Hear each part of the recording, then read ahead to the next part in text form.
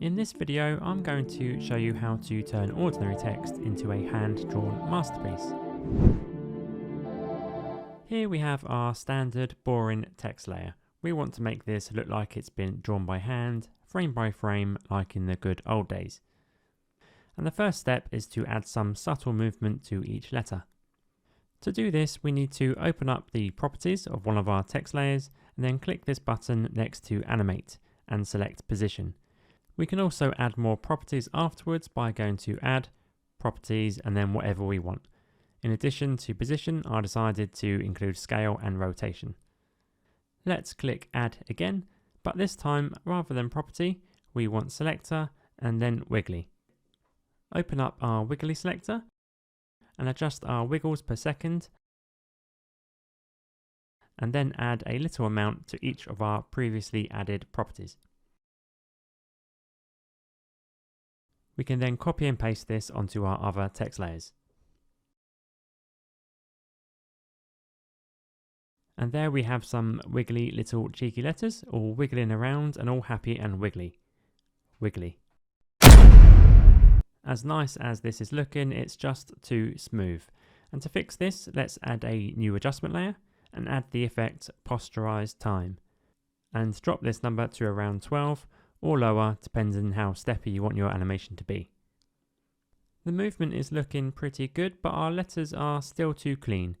If this was drawn by hand, it would have imperfections and a slight rough texture on the edges. And to create this, all we need to do is add the effect Roughen Edges. We add this to our text layer rather than on an adjustment layer, and what we're looking to achieve is the rough pencil or pen lines you're likely to get with hand-drawn lines and outlines. I upped my border to 4.5, my edge sharpness to 5, and the scale to 15. Yours might be slightly different depending on your text size, but play around until you achieve your desired look. To have our pencil style rough edges change each frame, we need to drop down the evolution options and hold Alt or Option and click the stopwatch next to Random Seed. This will open up our expression box where we can type in time times 4, which will ensure our random seed is ever changing as time moves forward.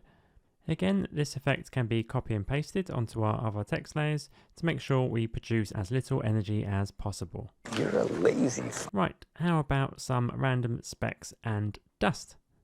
In a new composition, add a solid with the effect Fractal Noise, increase the contrast to 235 and the brightness to 135, and then under Transform, drop the scale to around 35.